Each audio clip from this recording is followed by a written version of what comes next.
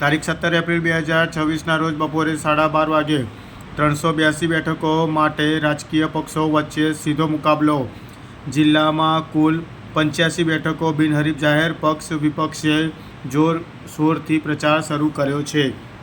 મહેસાણા મહાનગરપાલિકા પ્રથમ વખત યોજાઈ રહેલી ઐતિહાસિક ચૂંટણીમાં ઉમેદવારી ફોર્મ પરત ખેંચવાની મુદત પૂરી થતાં હવે જંગનું ચિત્ર સ્પષ્ટ થઈ ગયું છે। જિલ્લામાં કુલ 85 બેઠકો બિનહરીફ જાહેર થયા બાદ હવે 382 બેઠકો માટે રાજકીય પક્ષો વચ્ચે સીધો મુકાબલો જોવા મળ્યો છે। આજરોજ વોર્ડ નંબર 12માં ભારતીય જનતા પાર્ટીના ઉમેદવારો અને કાર્યકર્તાઓ દ્વારા રોડના રસ્તાના વિવિધ પ્રશ્નોને લઈને સ્થળ મુલાકાત કરવામાં આવી હતી।